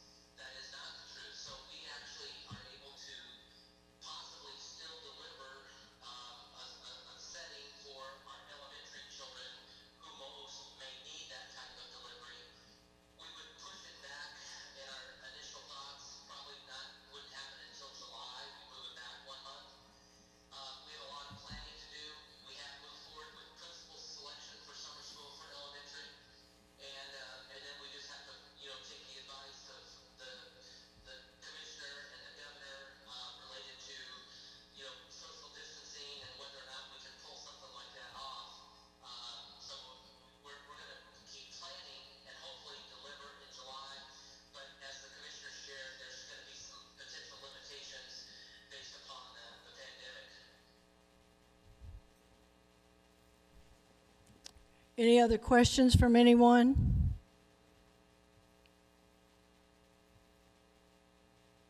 Hearing none, thank you, Mr. Poor.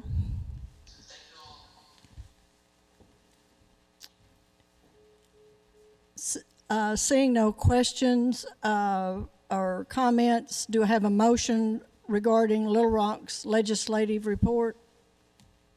I move to accept the Little Rock legislative report as presented. Moved by Ms. McFetridge, second. Second. Second by Ms. Newton. All in favor? Aye. Opposed?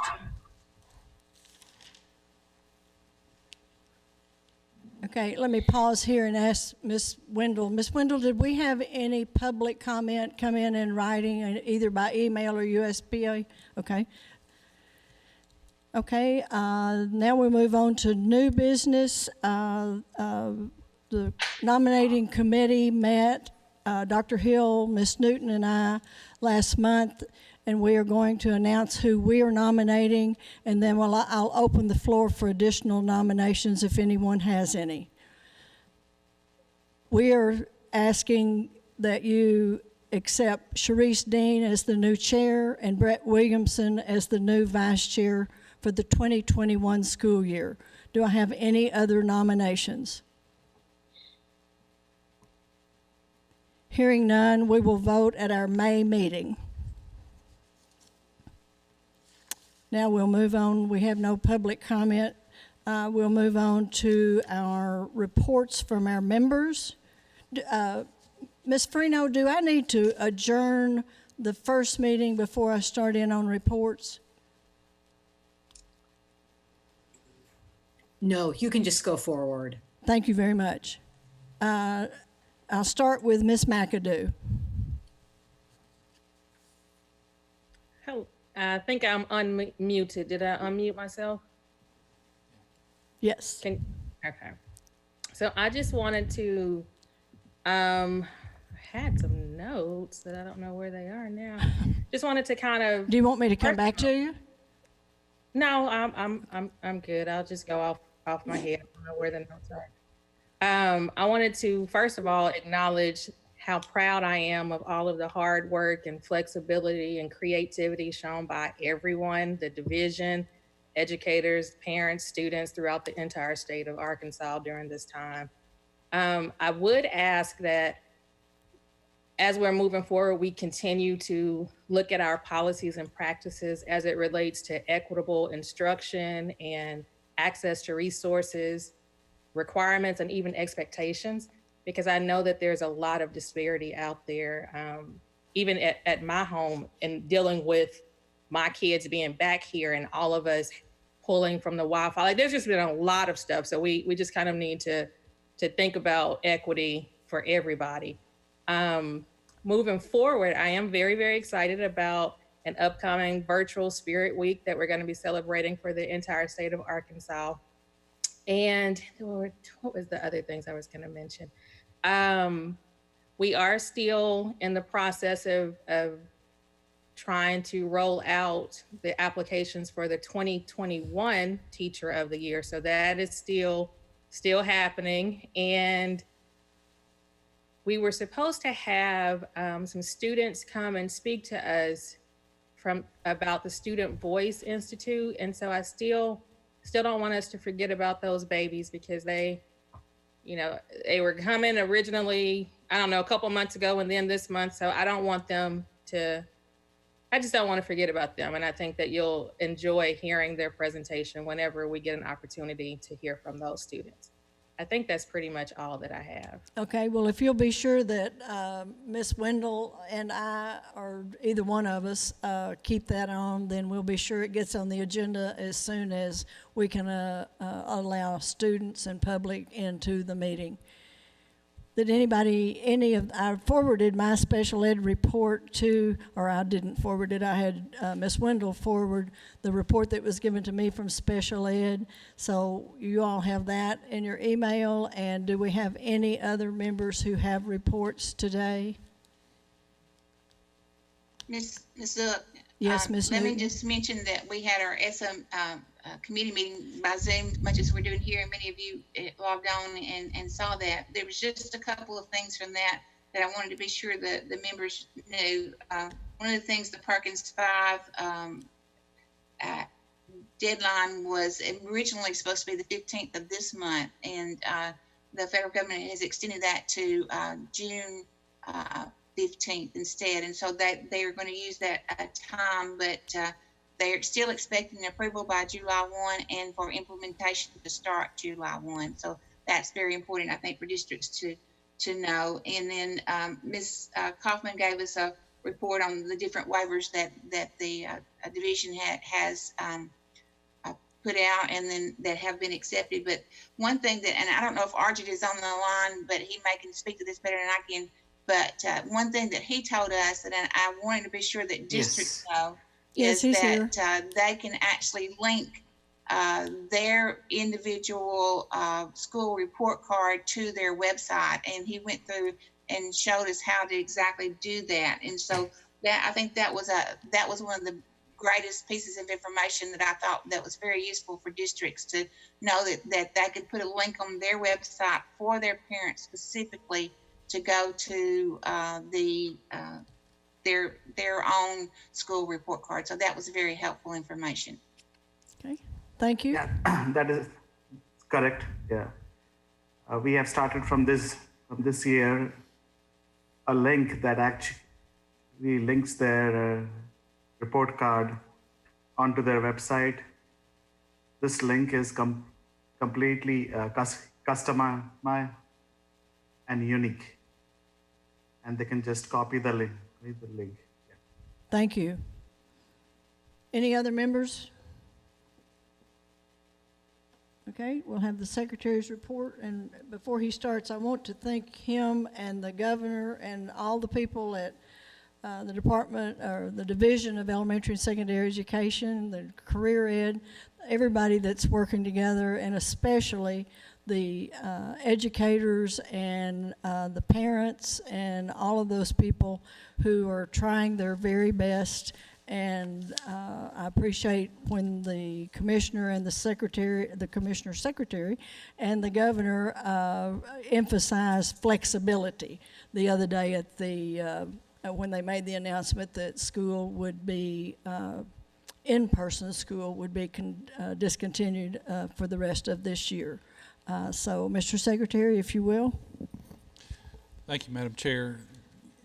So one of the comments that you made, I wanted to stress, because it cannot be said enough, is that during this time, it definitely is not a time that we need to try to replicate the in-school delivery, the in-school experience, because quite simply, we just can't do that. It puts too much stress on our teachers. It puts too much stress on our parents and our students. And if you think about the school day, you know, if a student is in school for 6 hours, you know, that student is not necessarily working for 6 hours straight through. There's interaction with their fellow students, there's interaction with teachers, interaction with administrators. And so we're just cautioning our school districts when they develop AMI plans not to expect 6 hours of work where a student is sitting and having to be nose at the grindstone for 6 straight hours. That's just not, that doesn't even reflect what goes on in a regular normal school setting. So flexibility is absolutely critical. We certainly don't discount any of the subjects and the material, the courses that kids get during that traditional school day. But in order to make reasonable expectations, we do ask that the schools be reflective on what they are expecting. Yeah. And we certainly are appreciative, again, of Arkansas PBS. That has been a great partnership. We have received a lot of positive feedback, and when we started, there were 2 major areas of the state around Texarkana and around West Memphis that, because their cable companies and they're called DMAs, but basically the FCC sets forth where people can get their programming from, and they were not in the Arkansas area. So Arkansas PBS worked hard to get, at least for those 2 areas, the cable stations to run the programming. So we continue to look for ways to increase the coverage there. So it's been a very, so far, very positive experience overall, not without its challenges, but there's certainly nothing that's going to replicate a teacher and students in that classroom. We hope to get back to that as soon as we possibly can, but I would join Ms. McAdoo in just praising the work of the teachers out there, the school administrators, to really turn on a dime to create this, whether it be online, whether it be packets, whatever the delivery or mix of all the delivery methods. Teachers have shown that, educators have shown that, you know, that they can, their creativity is unmatched in the way that they can continue to reach out to their students. So just want to say how much I appreciate that work that's going on all over the state. The legislative session started yesterday. I'm sure all of you all, if you didn't get to see the governor's State of the State address, probably heard news reports about it, but that kicked off the session. The members are looking at an abbreviated calendar. They are trying to get their work done over the next 2 weeks. That means there will probably be a lot less debate than what you would typically see in even in a fiscal session. The big issue right now is obviously the impact to the economy that this health emergency has created, which then in turn has an impact on our general revenue budget. We have seen a reduction in that budget for this current fiscal year, or in the forecast revenues.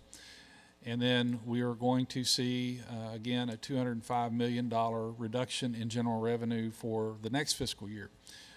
I say all that, though, just to say that school leaders, I know there's a lot of concern about their school budgets, but one thing this budget does that, and the revenue stabilization that we expect to see later on this, or tomorrow, I think the draft is going to go out, is that the adequacy recommendations of the General Assembly are going to be met.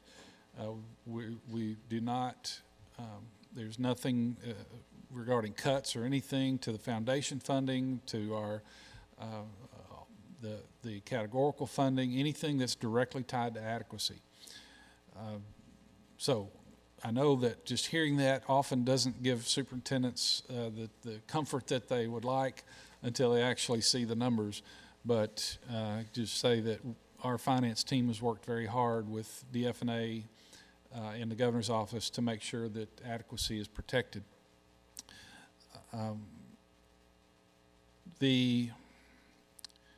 There will be an impact of the revenue reductions on operations across all of state government. That includes operations here at the department. So there are a number of things that we have looked at and continue to look at with respect to discretionary spending, travel, freezing any new hires, looking very carefully at anyone who retires or leaves, and do we need to fill those positions, or do we need to do any type of absorption? But we're working very hard, and the governor has been very clear in saying that he does not want any employees to lose their jobs because of this current crisis. And I would agree with that. So we're working hard there. I have said publicly that I believe the transformation and the work that we have done within the broader Department of Education has prepared us to weather this storm. And one of the things that we've created, and Mr. Sarkar is on, and he is going to share his screen and show you a tool that his team has put together that's called the Transformation Savings Dashboard. And it is a real-time measure of what we have saved up to this point. And Regent, if you want to take over from here, I would let you describe and show the board members what we've developed. And if you will, get as close to your mic as possible. We had a little trouble hearing you before.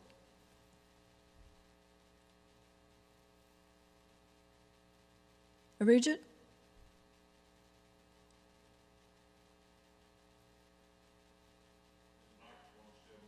You're still muted.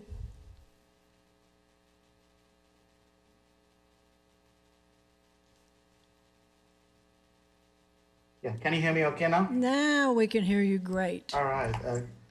Good afternoon. This is Ari Sarkar from Department of Education. I would like to show you that the transformation dash that we recently developed. This dashboard, like Mr. Key said, is a real-time dashboard. With this, I'm about to share my screen. I think I'm getting some feedback. Sorry about that. I'll try to go very slow. So this is the ADE portal, and it actually has a shortcut down which says transformation savings. So once you click on this, you will see that the number of overall savings is currently $742,387.93. If you remember, some of you, last week it was $649,000. So it's real time, which means, as we are working through different applications, these transformation savings are happening real time. These savings are actually categorized into 3 types. The first one is digital transformation, also known as intranet apps or employee productivity. Over the last 2 years, we've built several applications which has made the paper line processing processes into a digital workflow. This reduces paper processing cost, reduce data key entry, and the approval times.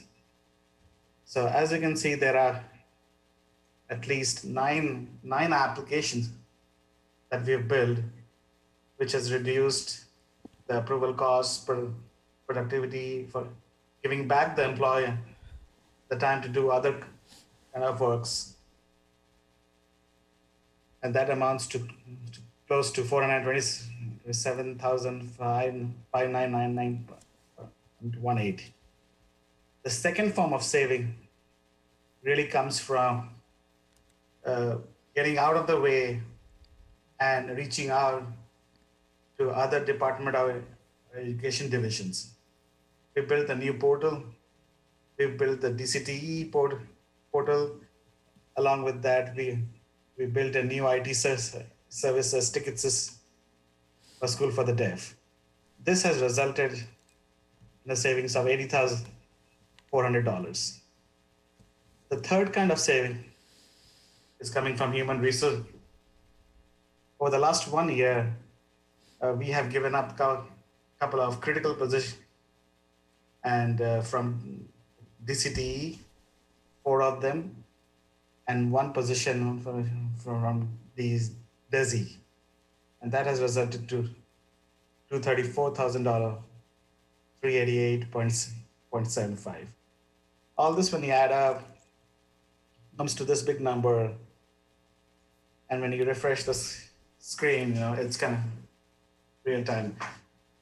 Obviously, as approvals happen in different workflows, this number will increase on a real time basis. Again, apologize for the audio, but Okay. this is the one that we built. We had previously worked on an Excel spreadsheet, and we had to go each month to recalculate these numbers.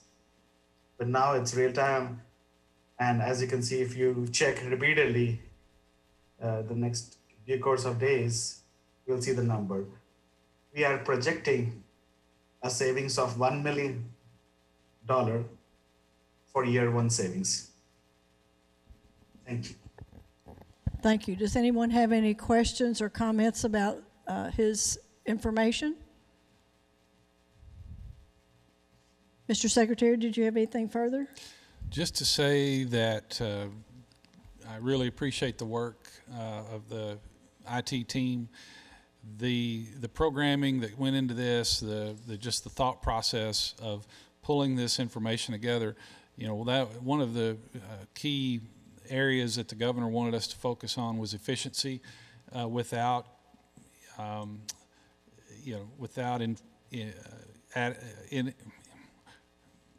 efficiency without any type of adverse impact on the service to our customers. And as a matter of fact, to improve the service to our customers. And I think this is an area we are showing, at least on a high level, how this is saving from a financial standpoint.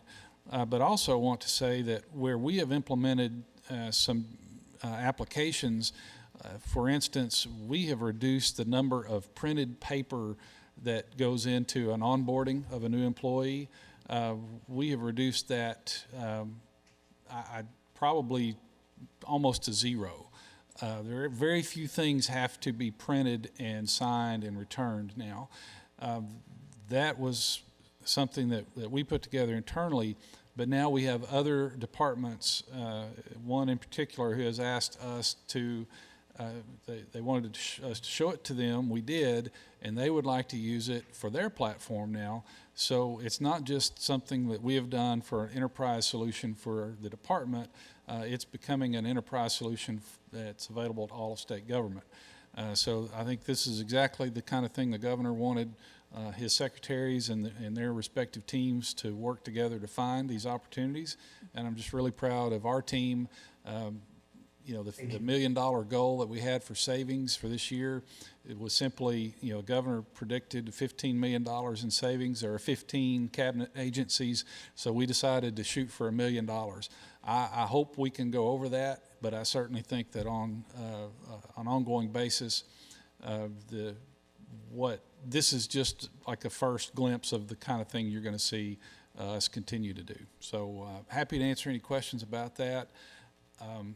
On the issue, the broader issue of just where we are now, I know there's been a lot of conversation.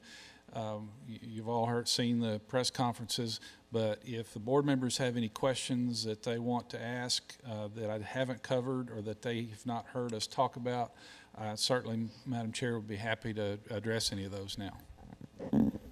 Okay, does anyone have any comments or questions about either of the reports, either from Arjun or from the Secretary? Secretary Key, I understand that the schools, if I'm correct, will get some stimulus money from the federal government. Do you know when that will be coming to the schools, and will there be regulations on how that money is being spent? Yeah, it's a good question. Before, Regent, could you end your share screen for us?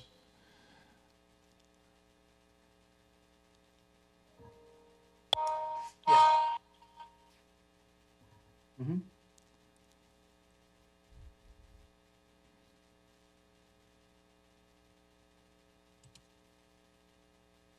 Want me to stop the share? Yes, please. If you'd stop the share. There we go. There we Thank go. you. Thank you. Okay. So there is federal money there.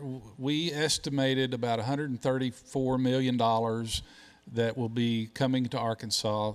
This is based on the total amount, the aggregate amount that was passed in the COVID relief package, and how it will be distributed to the states under the Title I formula.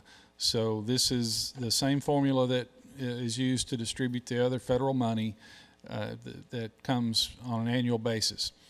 We do anticipate there will be regulations.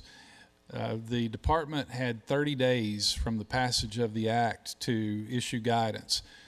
We expect therefore that sometime later this month that we will get some clarity, hopefully sooner than that, but we just can't plan for it to be any sooner right now. And I think the funds will actually be distributed later this month as well. The governor has established a steering committee by executive order, and under that steering committee, all of the funds that are coming through the CARES Act will be prioritized through this committee, but I've been appointed to this committee, so definitely education for K-12 and higher ed will be part of this. So we don't have a lot of guidance right now on how the districts will be able to spend this money. We do know that from a high level standpoint, any expenses that they've encountered directly related to the COVID-19 emergency would be allowable. That could include the internet access, that could include devices, that could include money that they've spent in the effort to distribute meals, to continue the meal service, either grab and go or delivery. So we have been told that there will be flexibility, but we also know that it's best to wait until you actually get in writing from the feds what they expect from us. So we're watching that very closely. We're having bi-weekly telephone calls with CCSSO so that we can stay abreast of the latest information coming from the Department of Education in D.C. The governor also, from the CARES Act, will have some governor's discretionary funds that can be used for education as well. We anticipate those will have much more flexibility, but again, the governor will be taking input from the steering committee on where the needs are, and that's something that we'll certainly be watching for on anything related to education. And as we get more information, we will send that to our members. Did that answer your question, Ms. McFetridge? Yes, that was really helpful. Thank you. I have another question for you also, Secretary Key. At one of the press conferences a couple of days ago, there was some talk about extending the deadline of scholarships, but they weren't really specified which scholarships would be extended. Do you know, or how can we get that out to parents so they know what scholarships are still available? Are you talking about students that are currently in college on scholarship? No, well, whichever scholarships they've extended. I'm not sure if we're looking at the seniors for the 2020 class in high school or what you said, Miss. Yeah, all of the deadlines for the high school seniors for all the state scholarships. Those deadlines have been extended. Now, those are the ones like Academic Challenge, from the lottery, any of the other state Governor's Distinguished, Governor's Scholars, those that fall under the state scholarship category, those deadlines have been extended. For students that are in college, for their continuing eligibility, those GPA requirements have been waived. So because we have so many schools going to, so many colleges that are going to pass, fail, or some combination, and then students that may have lost hours because of this situation. So there's an extension and grace being given on those as well. Higher Ed has put that information out. We have issued that information too through our superintendents, and it's posted on our website. So we'll be glad. Gina is, I see she is at her keyboard, and she can get those links sent out to you. And then, however we can, if you have ideas on how we can get that information out in a greater way to parents, we're certainly open to suggestions. But all that is posted on our website, and we'll continue to monitor anything that comes up that where we need to provide flexibility. We don't want any student to be shut out of an opportunity or continued opportunity because of what we're all dealing with right now. It's great. I really appreciate that. Thank you. Thank you. Any other board members? So my question Ms. Newton? is, I know that school is out for online through the end of the school year. What thought have we given to maybe some more opportunities for districts to provide learning this summer? Continued support for students. Anything that we can do for districts and students during the summertime, so that I know we don't know how long this is going to last, but to not, I guess, cut it off when school's out and then try to pick back up later. What have you thought anything about that sort of thing? Let me go back for a second. I've been corrected. The deadline for seniors is July 1, so there hasn't been an extension on that, Ms. McFetridge, because at this point, I guess if we see we need an extension, then we can come back and revisit that. But so the July 1 deadline should not create any problem for graduating seniors at this point. If it becomes problematic, we'll go back and review that. Ms. Newton,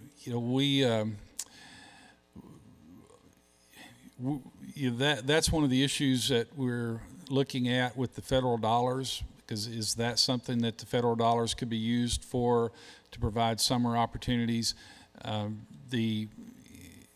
So until we get the guidance on that, it's difficult to really make any plans. but I know that Ms. Kaufman and her team are looking at, well, everybody, every one of the members of our leadership team are looking at the what the possibilities will be. I think right now, though, this is really my focus, is since we don't know, there's so much uncertainty about the timing of what we can even do in the summer, is really thinking about assuming that we can go back to some more picture of normal as we get to the end of the summer, looking at how do we bridge into the next school year? How do we, is it possible that we start early? I mean, I think it's going to be very difficult for us to plan for summer school that usually happens in June or July.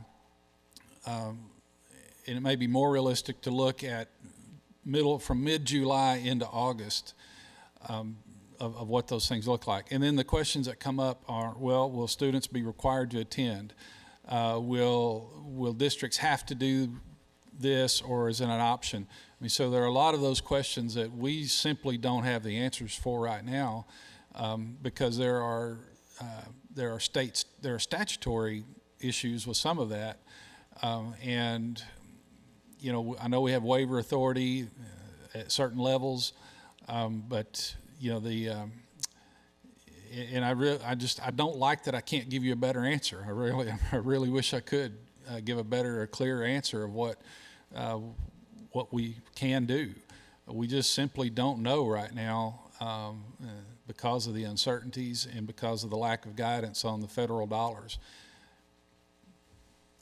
It's helpful to me just to know that you're thinking about it as far as, you know, continuing on trying to provide for students in their education and thinking about the transition plan into next year. So just to know that we're doing the best we can under the circumstances, that, you know, that's helpful. Thank you. Well, you're welcome. And I'll say again, I said earlier in the meeting, but I would just hope that our school leaders are thinking in terms of how to address the lost learning versus how to address the lost time. Because if you think about time, you're not going to make up 9 weeks of time.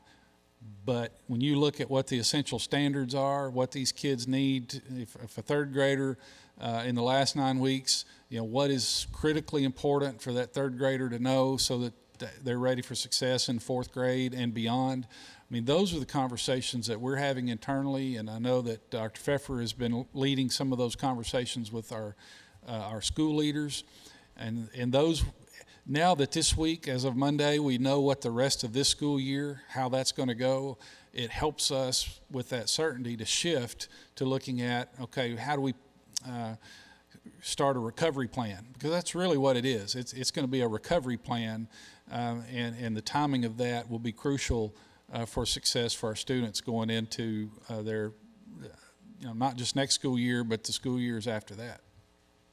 I think too, since the governor and when there's education news, the secretary, they hold a press conference that's televised and streamed through Facebook every day at 1:30.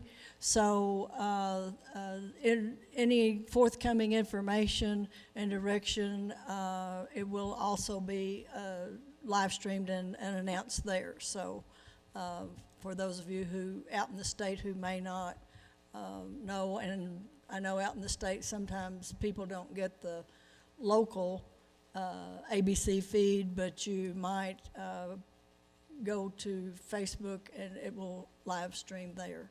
Any other questions? Okay, Mr. Williamson, I have an answer to your question. The SEAR Prep, the school we were talking about earlier, has contracted with APSRC for their support, and they will make and are making payroll, and all their bills are current.